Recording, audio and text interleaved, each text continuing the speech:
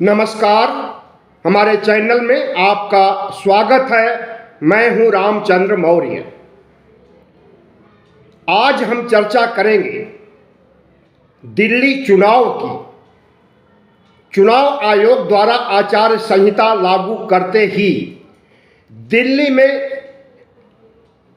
तापमान बढ़ गया है।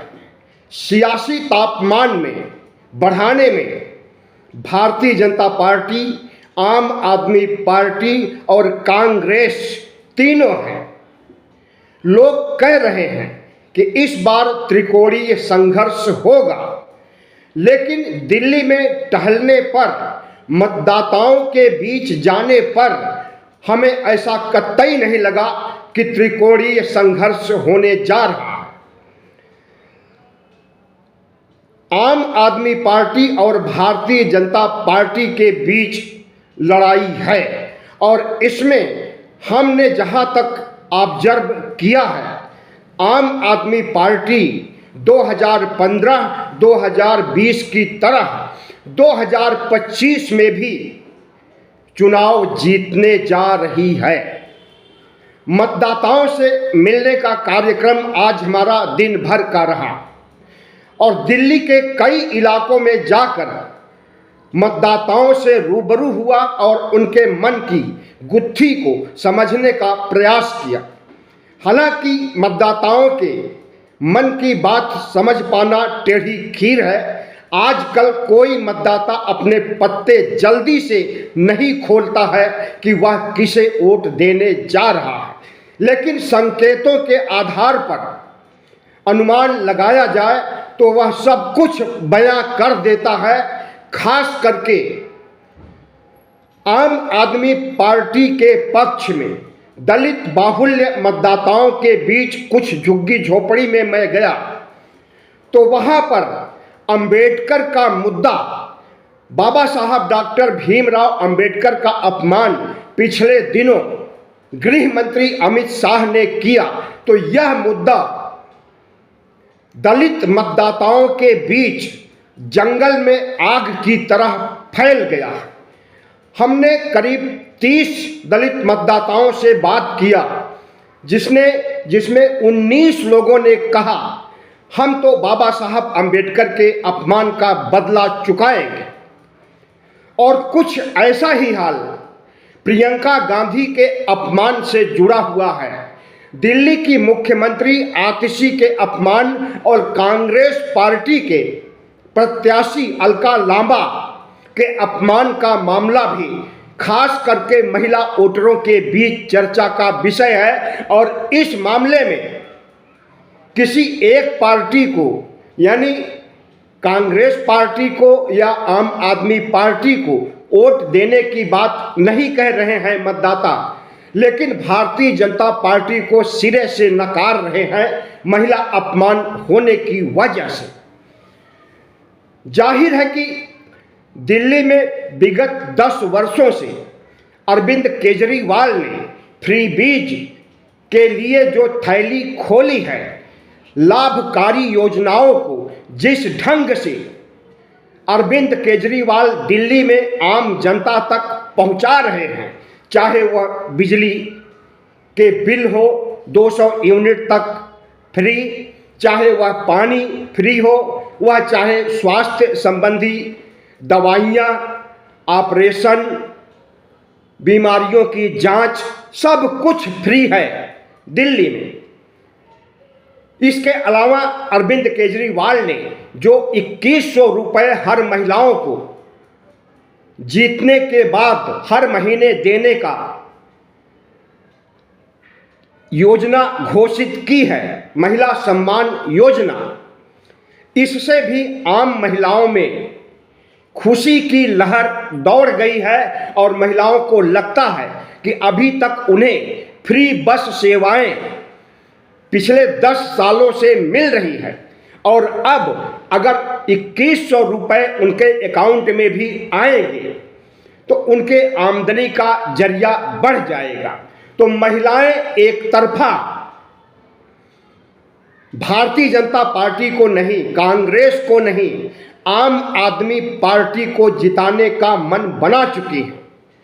हम ऐसा यूं कह रहे हैं कि हमने जितनी महिलाओं से बात किया, वो चाहे झुग्गी झोपड़ी में हो, वो चाहे मध्यम वर्गीय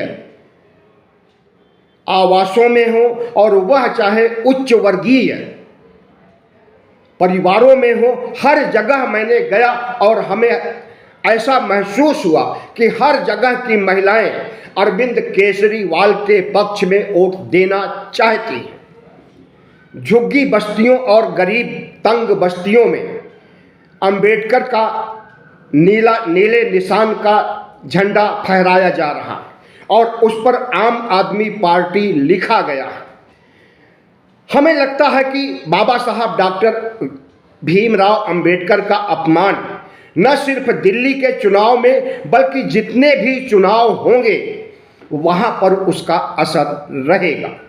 इसी तरह से भारतीय जनता पार्टी की जो मानसिकता है महिलाओं को अपमानित करने की, अल्पसंख्यकों को अपमानित करने और उनके मस्जिद के नीचे शिवालय तलाशने, शिव मूर्ति तलाशने की खोज होती है, इन सब मामलों से भारतीय जनता पार्टी का जनाधार हमें लगता है कि घट रहा है। हिंदुत्व का मामला, हिंदू मुस्लिम ध्रुवीकरण का मामला, या यूं कहें कि धार्मिक उन्माद का मामला, तो कर्नाटक से ही इनकी हवा निकल गई थी, जब कर्नाटक में प्रधानमंत्री नरेंद्र मोदी ने कहा था तमाम सभा सम्मेलनों में दोनों हाथ उठा करके जय बजरंग बली के नारे लगाए और जय बजरंग बली के जयकारे के साथ यह भी कहा कि जब ईवीएम की बटन दबाइए तो बोलिए जय श्री राम, और वहां पर भारतीय जनता पार्टी की बड़ी हार होती है।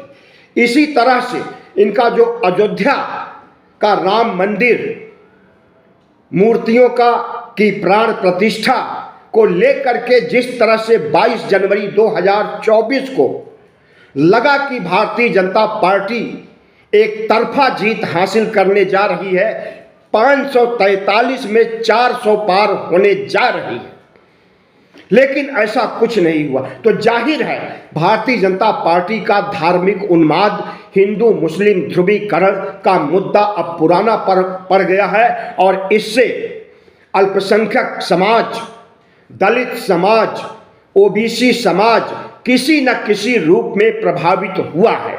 लेकिन भारतीय जनता पार्टी और आरएसएस को अभी भी सद्बुद्धि नहीं आ रही है और अभी भी ओबीसी को उनका हक अधिकार नहीं दिया जा रहा है, अभी भी ओबीसी की जनगणना तक नहीं कराई जा रही। तो हमें लगता है कि भारतीय जनता पार्टी अपने पैरों पर कुल्हाड़ी मार रही है और कहीं ऐसा न हो कि उसके पांव कट जाएं और वह भारत के सियासी मानचित्र से हमेशा हमेशा के लिए लुप्त हो जाए। भारतीय जनता पार्टी एक ऐसी पार्टी है जो अपने तानाशाही रवैये और अहंकार के चलते आज आरएसएस की भी चहेती नहीं रह गई है। दिल्ली चुनाव में आरएसएस का सहयोग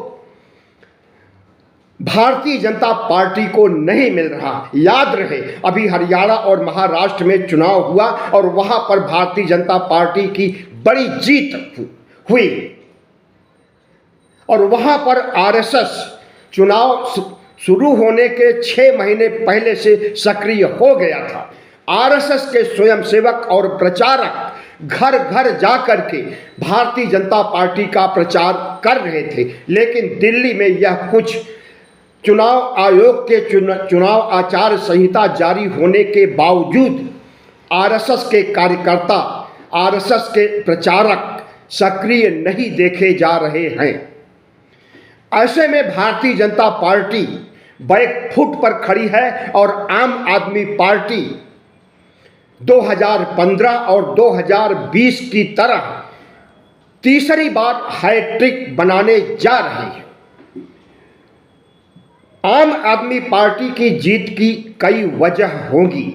सबसे बड़ी वजह तो अरविंद केजरीवाल ने जो सरकारी निवास बनाया था, मुख्यमंत्री निवास बनाया था, उसे शीश महल का नाम देकर के भारतीय जनता पार्टी ने जिस तरह से प्रचारित किया, जिस तरह से अरविंद केजरीवाल को घेरने का काम किया, तो वह इसकी नेगेटिव चुनाव प्रचार की प्रक्रिया साबित हुई है। क्योंकि जिन मुद्दों को लेकर के कहा जा रहा था कि मुख्यमंत्री निवास में अरविंद केजरीवाल का निवास बताया गया उसे, जबकि मुख्यमंत्री निवास ऐसा होता है कि हारने के बाद केजरीवाल को भी जाना पड़ेगा और जब कभी दूसरा नया मुख्यमंत्री बनेगा तो वही रहेगा उस शीश महल में। लेकिन इसे अरविंद केजरीवाल की निजी प्रॉपर्टी बता करके दुष्प्रचार किया गया और उस दुष्प्रचार में यह भी कहा गया कि इनके बाथरूम में, लैट्रिन में सोने से मढ़े गए उपकरण हैं। इसी तरह से कहा गया कि मिनी बार है, स्विमिंग पूल है, लेकिन ऐसा कुछ भी नहीं है। यह भारतीय जनता पार्टी के झूठे प्रचार या झूठे नैरेटिव गढ़ने की प्रक्रिया थी। लेकिन इस प्रक्रिया को भी अरविंद केजरीवाल की पार्टी ने बेनकाब कर दिया। कल 8 जनवरी की सुबह सौरभ भारद्वाज और संजय सिंह में तमाम मीडिया कर्मियों को साथ में लेकर के मुख्यमंत्री निवास पर पहुंच गए और उन्होंने कहा कि ताला खोलिए, हम देखेंगे कि किस तरह से सोने का बाथरूम बना हुआ है, कौन सा मिनी बार है, कौन सा स्विमिंग पूल है, हम उसकी फोटो लेंगे और दिल्ली की जनता और देश की जनता को बताएंगे कि यहाँ पर जो नैरेटिव गढ़ा गया है वह सरासर गलत है, भारतीय जनता पार्टी का दुष्प्रचार है। सोने का बाथरूम तो मैंने आज तक कभी भी नहीं सुना। भारत में ही नहीं, अमेरिका या विकसित देशों में भी शायद सोने का बाथरूम या सोने का मकान सुना भी नहीं गया। व्हाइट हाउस सुना गया है, जो दुनिया का सबसे महंगी बिल्डिंग है, अमेरिका में है, जिसमें राष्ट्रपति रहते हैं अमेरिका के। लेकिन सोने का बाथरूम कहीं नहीं सुना गया। हाँ, रामायण में जरूर सुना गया है, और वह भी एक मिथक है, और मिथक हमेशा गलत होता है। रामायण में कहा गया है कि सोने की लंका थी। यहाँ तो बाथरूम अकेले की बात हो रही है, वहाँ तो लंका ही पूरी सोने की थी।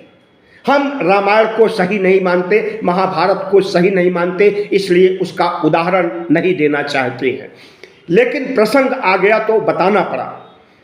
तो कल 8 जनवरी को पुलिस के बड़े बड़े अधिकारी आ गए और संजय सिंह और सौरभ भारद्वाज को मुख्यमंत्री निवास में एंट्री नहीं दिया। पूछताछ किया गया और कहा गया कि अपने बड़े अधिकारियों को बुलाइए और हमें ताला खोलना है और मुख्यमंत्री आवास की वीडियोग्राफी करानी है, फोटो लेना है और दुनिया को बताना है कि इसके अंदर कैसा सोने का बाथरूम बना हुआ है, कैसा मिनी बार बना हुआ है, कैसा स्विमिंग पूल बना हुआ है। क्योंकि ऐसा कुछ है ही नहीं उसके अंदर, इसलिए भारतीय जनता पार्टी, जिसकी चाबी एलजी के पास है, उपराज्यपाल के पास है, उन्होंने चाबी दिया ही नहीं और बैरंग लौटना पड़ा संजय सिंह और सौरभ भारद्वाज को। उसके बाद वह प्रधानमंत्री निवास पर निकल गए और कहने लगे कि अगर यहाँ पर नहीं है, चाबी नहीं मिल रही है, या यहाँ पर सोने का बाथरूम नहीं है, मिनी बार नहीं है, तो चलिए खोजते हैं। प्रधानमंत्री निवास में तो जरूर होगा। और आपको बता दें कि 2700 करोड़ का प्रधानमंत्री निवास बन रहा है वीआईपी एरिया में। और अरविंद केजरीवाल ने जो मुख्यमंत्री आवास बनाया सिर्फ 33 करोड़ रुपए में, तो 33 करोड़ महंगा होता है या 2700 करोड़ महंगा होता है? आम आदमी पार्टी ने भारतीय जनता पार्टी के झूठ और प्रचार तंत्र की पोल खोल दिया।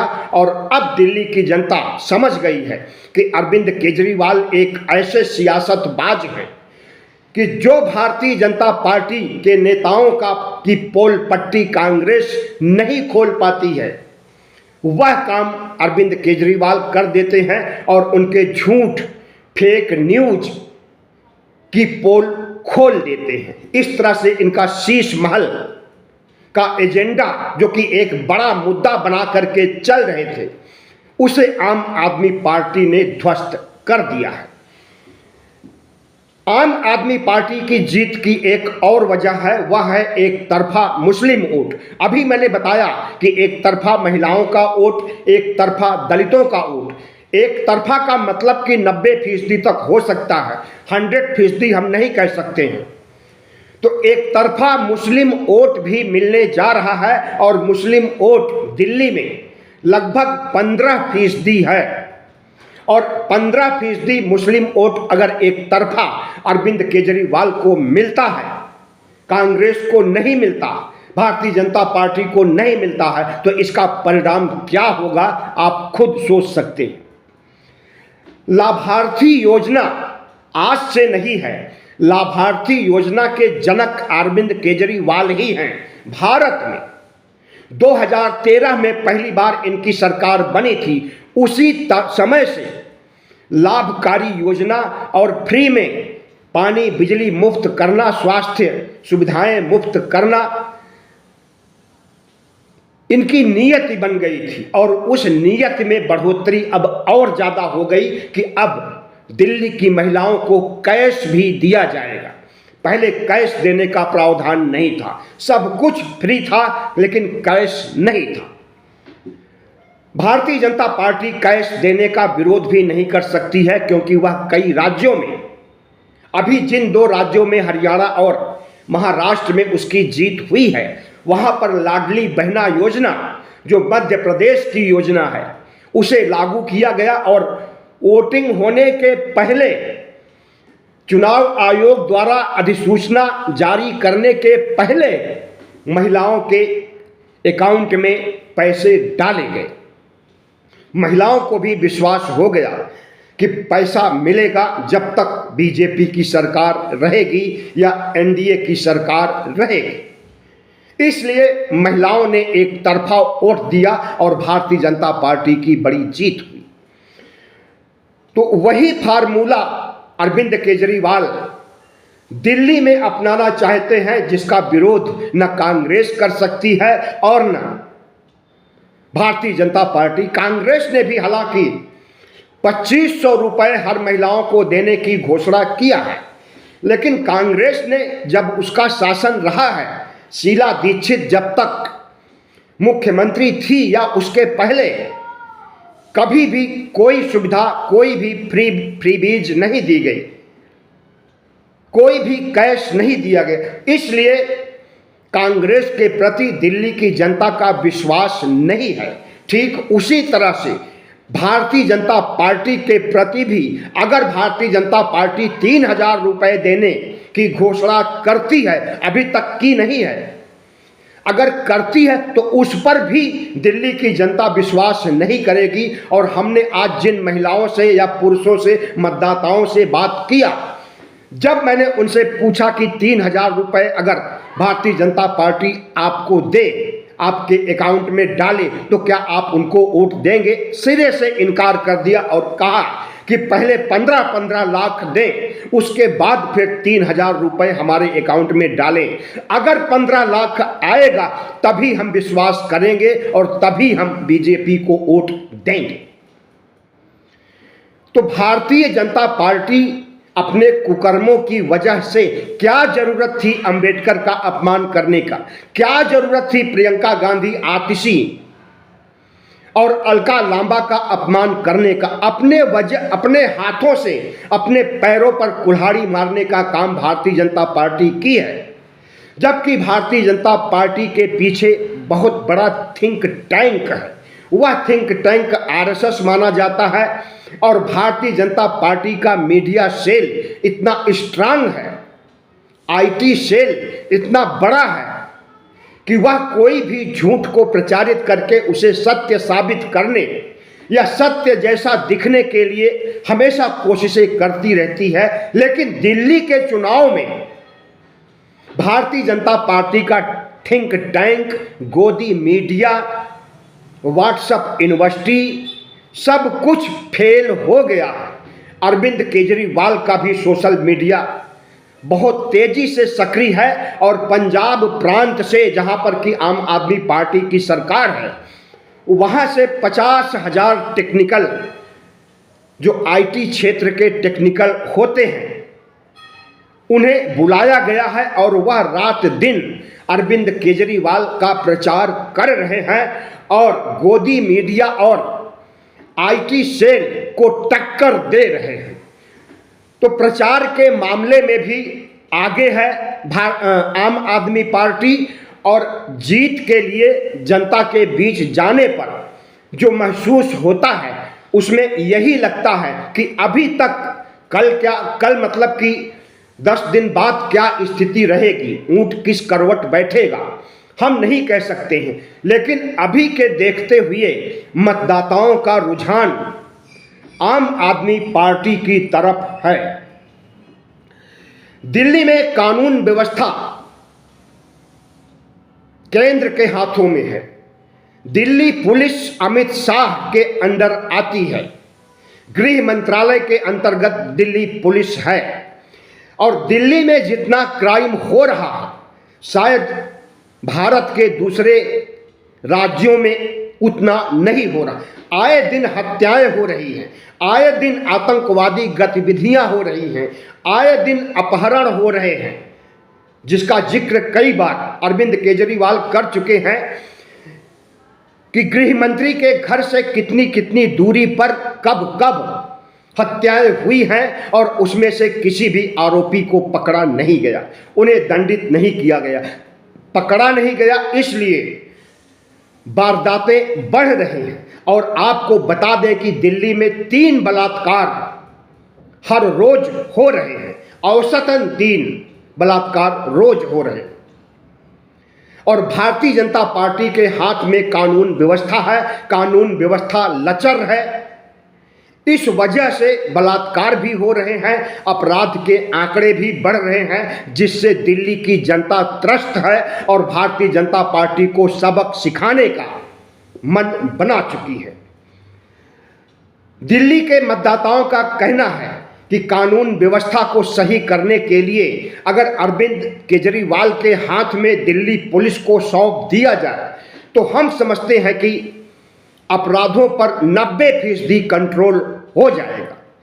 लेकिन भारतीय जनता पार्टी, आम आदमी पार्टी की सरकार जो अभी चल रही है, या यूं कहें अब चुनाव होने वाला है, तो सब कुछ सारी शक्तियां चुनाव आयोग के हाथ में सीमित हो गई हैं। तो सरकार को, अगर आम आदमी पार्टी की सरकार जो बनने जा रही है, उसे कानून व्यवस्था को दुरुस्त करने के लिए दिल्ली पुलिस को सौंप दिया जाए, ऐसा मतदाताओं का मानना है, तो क्राइम कम हो जाएगा। खत्म नहीं होगा, खत्म तो कभी नहीं होगा, किसी भी राज्य में भी नहीं खत्म होगा। अमेरिका तक में क्राइम होता है, लेकिन क्राइम कितना होता है, बात यह बड़ी है। क्राइम कम से कम हो, सरकार के नियंत्रण में कानून व्यवस्था हो, इसे सुशासन कहा जाता है। और वह सुशासन अरविंद केजरीवाल दे सकते हैं अगर उनके हाथ में पुलिस आ जाए तो। भारतीय जनता पार्टी को 35% वोट मिले थे 2020 के चुनाव में और आम आदमी पार्टी को 53% वोट मिले थे। हम ये नहीं कह रहे हैं कि 53% वोट इस बार भी मिलेगा। 2015 में 54% वोट मिला था, 2020 में 53% वोट मिला, तो हमारा अनुमान है कि 2025 में 50 या 51% वोट जरूर मिलेगा आम आदमी पार्टी को। और अगर इतना वोट मिलता है तो निश्चित रूप से 45 से 50 के बीच सीटें मिलेगी।